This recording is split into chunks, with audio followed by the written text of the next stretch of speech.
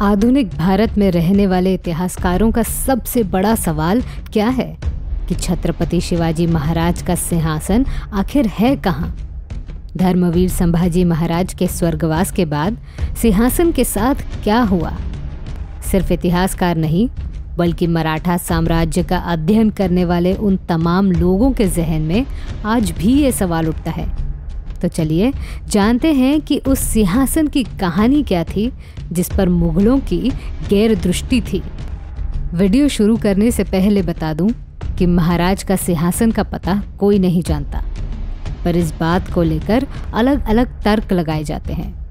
कुछ कटुवाचक लोग हैं जिनका कहना है कि महाराज के पास ऐसा कोई सिंहासन नहीं था, पर ये तर्क गलत है। मराठा साम्राज्य के पहले छत्रपति के राज्य अभिषेक के दौरान जो घटनाएं हुई और इस महाकार्य को जिस प्रकार किया गया है, इन सभी क्रियांकों का लिखित तौर पर सबूत मिल चुका है। सभासद बखर, अंग्रेजों के पत्र व्यवहार और मुगल दस्तावेजों में छत्रपति शिवाजी महाराज के राज्य अभिषेक का बड़े से लेकर छोटी जानकारी भी मिलती है। और इन दस्तावेजों में इस बात का जिक्र भी है कि छत्रपति शिवाजी महाराज का सिंहासन कैसा था। तो सबसे पहले देखते हैं कि सभासद बखर में महाराज के सिंहासन को लेकर क्या बात लिखी हुई है। पर उससे पहले मैं बता दूं कि सिंहासन की जो रूपरेखा थी वो मुगल दरबार के मयूर सिंहासन जैसी थी। मराठा साम्राज्य के मशहूर वास्तु विशारद हीरोजी इंदुलकर द्वारा रायगढ़ को राज्य अभिषेक के लिए सजाया गया था। आज तक खोजी गई अलग अलग बखारों में तथा सभासद बखर में सिंहासन को लेकर ये बातें लिखी हुई हैं। पहला, रायगढ़ पर छत्रपति शिवाजी महाराज के लिए जो सिंहासन बनाया गया उसे 9 रत्नों से सजाया गया है।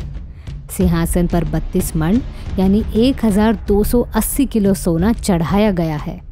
दूसरा, चिटनिस बखर अंतर्गत सिंहासन को लेकर ये बातें लिखी हुई हैं। 32 मन सोना और मूल्यवान रत्न जड़ित सिंहासन को औदुंबर के लकड़ियों से बनाया गया था। शिवराज्य काल में इसे बनाने में लगभग 14 लाख रुपयों का खर्चा बताया गया है। तीसरा, अंग्रेजों के लिए वकालत करने वाले वकील नारायण शेणवी ने अंग्रेजों को पत्र द्वारा रायगढ़ पर होने वाले राज्य अभिषेक की खबर दी थी। 14 अप्रैल 1674 को मुंबई के गवर्नर हेनरी ऑक्सेंडन को भेजा गया पत्र इस प्रकार है। इस साल जून महीने में छत्रपति शिवाजी महाराज के राज्य अभिषेक हेतु सोना और रत्न जड़ित भव्य सिंहासन बनाया जा रहा है। उस समय का governor Henry Oxenden East India Company के कलकत्ता ऑफिस पत्र भेजता है। 24 अप्रैल 1674 को भेजे गए इस पत्र में छत्रपति शिवाजी महाराज के राज्य अभिषेक और भव्य सिंहासन की बातें लिखी हुई हैं।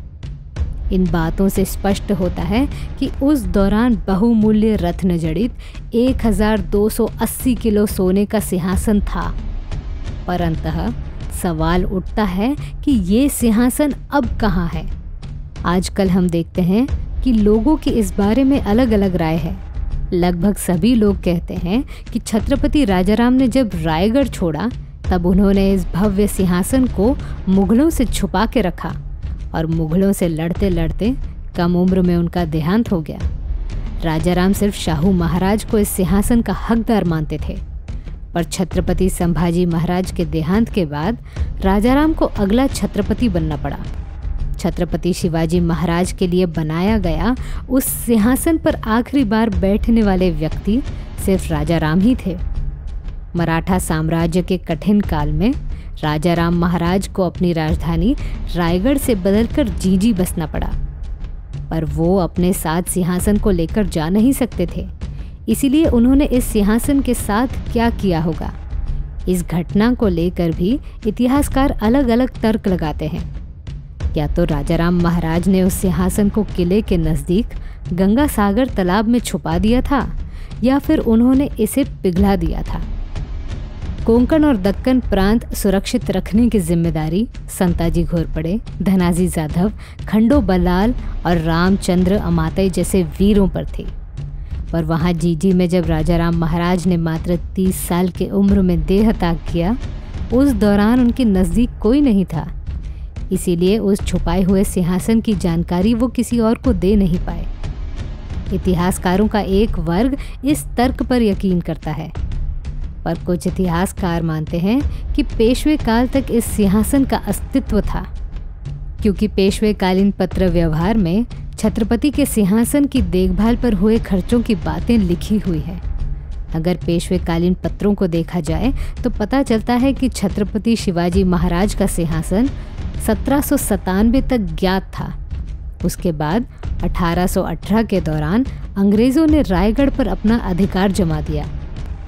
इतिहास गवाह है, अंग्रेज़ों ने भारत को खूब लूटा और यहाँ की कीमती सामान को ब्रिटेन में भेजा था, पर अंग्रेज़ों ने होशियारी से उन सभी कीमती सामानों की सूची लिखित स्वरूप में संभाल के रखी थी।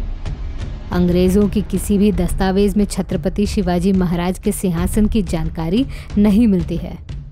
तो अब सवाल उठता है कि क्या राजाराम के बाद पेशवों ने इस सिंहासन को छुपा के रखा? तो इसका जवाब भी नहीं है। हो सकता है कि पेशवों ने किसी दूसरे सिंहासन के बारे में लिखा हो। तो घुमा फिरा कर यही लगता है कि मुगल सरदार जुल्फ़िकार खान ने जब रायगढ़ पर चढ़ाई की, तब महारानी यसुबाई और बादशाहू को कैद करने के बाद उसने रायगढ़ को लूटना शुरू किया। अगर छत्रपति शिवाजी महाराज का सिंहासन जुल्फ़िकार के हाथ लगता तो औरंगज़ेब उस सिंहासन को ज़रूर संभाल के रखता, पर मुगल दस्तावेज़ों में भी इस बात का कोई जिक्र नहीं है। मतलब राजाराम महाराज ने इस सिंहासन को इस कदर छुपा के रखा था कि इसकी जानकारी उनके आकस्मिक मृत्यु के साथ अज्ञात हो गई। अंग्रेज़ दस्तावेज़ों के आधार पर एक बात सामने आती है, वो ये है कि अंग्रेज़ों ने रायगढ़ जलाने की कोशिश भी की थी। इस भयानक आग में मराठा साम्राज्य के महत्वपूर्ण दस्तावेज़ों की होली की गई थी। हो सकता है कि कहीं न कहीं उन दस्तावेज़ों में उस सिंहासन की सही जानकारी थी, जिसे अंग्रेज़ों ने जला दिया था। छत्रपति शिवाजी महाराज की असली तलवार आज ब्रिटेन के म्यूज़ियम में रखी है। अगर अंग्रेज़ों ने इस सिंहासन को चुराकर अपने देश भेजा होता तो आज भी हमें उस सिंहासन के दर्शन ज़रूर होते। अगर मुग़लों ने सिंहासन को लूटा था तो उनके दस्तावेज़ों में ज़रूर लिखा होता, क्योंकि मुग़ल दरबार में मुस्लिम के साथ अंग्रेज़ भी होते थे, जो उनके शासनकाल में होने वाली घटनाओं को लिखा करते थे। इस बात की भी संभावना है कि रायगढ़ पर कहीं न कहीं आज भी छत्रपति शिवाजी महाराज का सिंहासन ज़रूर छुपा है।